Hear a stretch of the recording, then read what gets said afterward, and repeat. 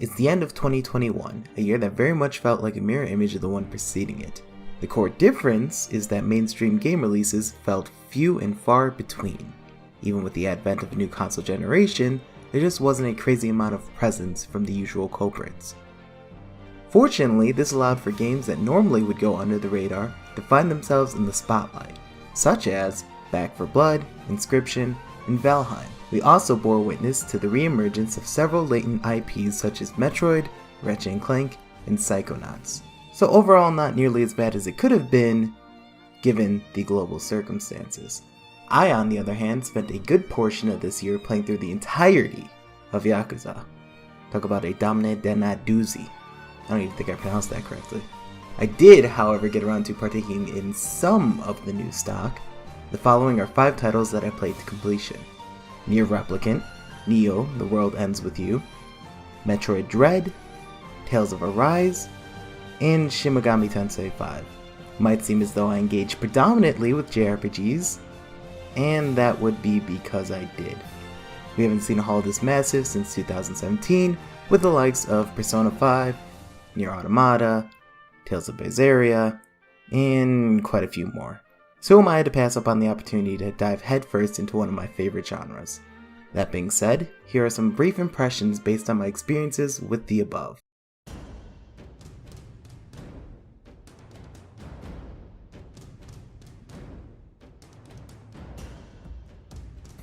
The first up is Nier Replicant version 1.22474487139, a remake of the original Nier, which was released back in 2010 on PlayStation 3 and Xbox 360. If you hadn't played it back in the day, you are most likely in the majority since the game received less than stellar reviews. Despite itself, the game did gradually garner a cult following, which led to the inevitable release of Onomato. Nier Replicant version 1.22474487139, which we will refer to as Replicant from here on out, was developed by Toy Logic Inc. and supervised by Yoko Taro and Yosuke Saito, in addition to Takahisa Tora of Platinum Games. The goal was to try and iron out some of the original's more egregious kinks. They succeeded, kind of. One of the core complaints back in the day was that the combat felt clunky and slow. They reworked the core gameplay to showcase the same level of fluidity and polish that had been present in Automata. There was also noticeable improvements to the graphics, which enhanced the already beautifully sculpted environments in a way the older generation of consoles simply could not. This, in conjunction with an already exquisitely written narrative, striking cast, and transcendental soundtrack, makes for a much more cohesive experience. Unfortunately, the elements I feel plagued it the most were unaltered. The side quests that provided rewards necessary for unlocking the true ending are a monotonous slog that range from multi-tiered fetch quests to collecting materials with poor drop rates. Another requirement for full completion was to play through the first half twice and the latter half 4 times. While some new cutscenes were sprinkled throughout, there wasn't enough new to justify going through the same content time and again. Lastly, on the topic of new, Ending E, which was included with the re-release, while enjoyable to go through, felt narratively underwhelming. The primary reason being that it felt like a retcon that was set up to match the ending of Automata tonally, however in doing so felt inconsistent with the original product.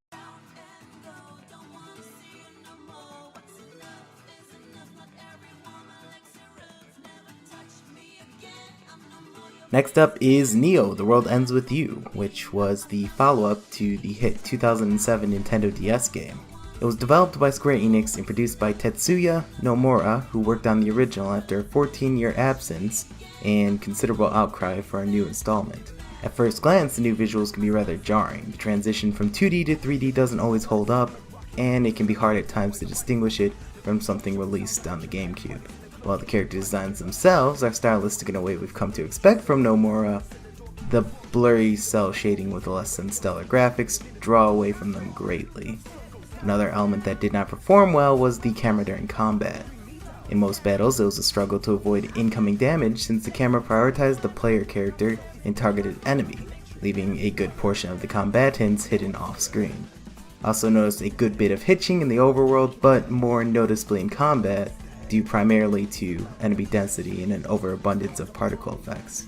These three aspects in particular affect the game so greatly that any other complaint I might have had seems trivial in comparison. What Nioh The World Ends With You does have going for it is a story that isn't overtly complex or convoluted. Unlike a certain other Nomura property, you can digest 90% of what's going on at any given moment without diving into deep lore or playing its predecessor. If you, like me, play a lot of JRPGs, this is a much needed breath of fresh air. The same can be said for its cast of characters who regularly subvert cliché, and in doing so, made them far more interesting and relatable.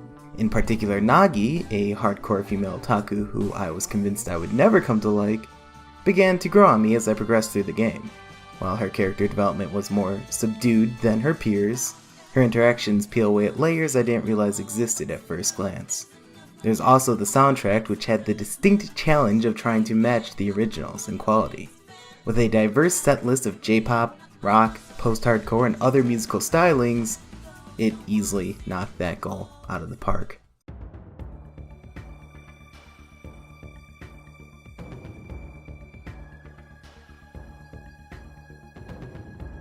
The newest Metroid title came out this year from developer Mercury Stream, whose crowning achievements were Castlevania Lord of Shadows and the Metroid 2 remake. After an 11-year dry spell, it was rather ambitious of Nintendo to put one of their most requested IPs in the hands of this studio. The results certainly speak for themselves.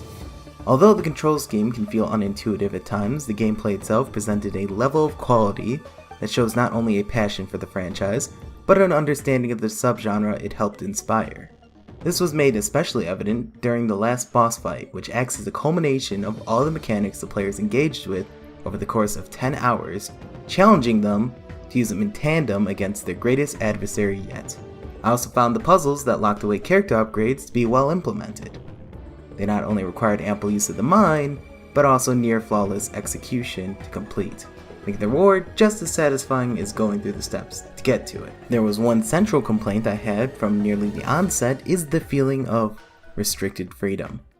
It was very clear that developers wanted to keep players progressing through the game at a regular pace. In my previous experiences with Metroidvania-style games, however, I grew accustomed to spending more time exploring than I did anything else. This sentiment was discarded almost entirely in Dread, to the point where I would enter a brand new area only to be forced to leave within 10 minutes because there was nothing for me to do within it. There were also some instances where areas would be blocked off entirely and could only be addressed in the final hour, alongside what felt like 80% of the bonus content.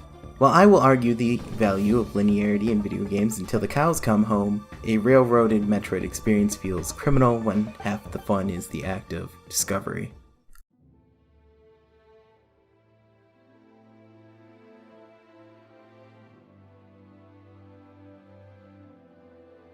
Tales of Arise made waves on release and has since achieved over 1.5 million in sales, in addition to a cheeky win at the recent Game Awards for Best RPG. As the 17th title in the series, it was set up to be a new direction for Tales games moving forward. I unfortunately had a hard time distinguishing Arise from its predecessors. The term I like to use when addressing my time spent with the franchise is generic. In that respect, this one was no different. The core cast have been written already in other games, and generally have their character growth cease at the end of their respective arcs, only to highlight the same talking points ad nauseum until the credits roll. Meanwhile, the story contains some unique traits, but the themes fall pretty flat pretty early on, and the narrative takes a spiraling nosedive come Act 2, when Expedition Dump slows the game's pace to a crawl. Where Arise succeeds, however, are the elements outside of the story. The game is freaking gorgeous even on standard PS4. Bandai Namco made no small effort to create visuals that not only are iconic, but make other games in recent memory look outdated and bland. Even with character models that near perpetual T-pose, the level of detail attributed to the engine is outstanding and made it hard to not stop playing entirely, to stand around and gape at the imagery from time to time. The fighting game-inspired combat system the series has become known for returns and remains a delight to partake in. The new additions succeed in keeping things fresh. Boost attacks help keep combat strung along, cure points curve player healing in a healthy fashion, and the implementation of dodging feels like a natural inclusion. The characters in combat were also a highlight of mine. Each one was centralized around a core mechanic, which served not only to diversify their gameplay, but also set aside a specialized role for each and every one, making none of them seem out of place or just flat useless.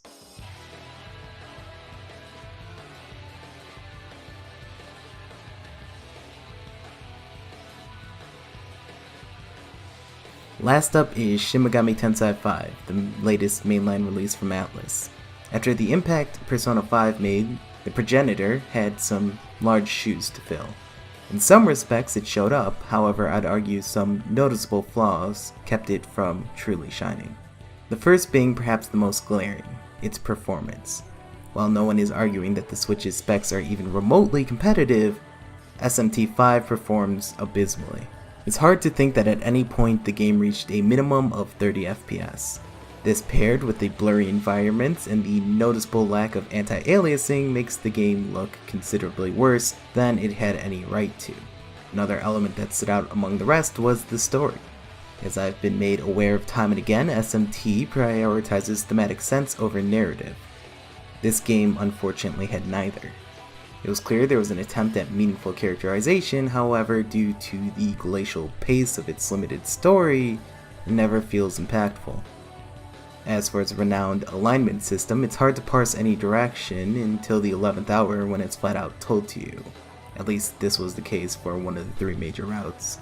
Then there's the unforgiving EXP curve, which required hours of nearly uninterrupted grinding to fight a single boss and have to do it all over again. While that notion alone was a bitter pill to swallow, making an easily 40-hour game drag to double its length, it was made abundantly clear the reason why it was implemented when I reached the final boss of my first playthrough. In some miraculous fashion, I managed to bypass the curve by a few levels, and in doing so, the last encounter was trivialized to high hell. Thus, I came to the unfortunate conclusion that bosses weren't balanced around valid use of strategy or skill, but instead around the idea that the player would always be statistically worse off than their foe. A less satisfying conclusion, if you ask me, that hardly justifies the time sink.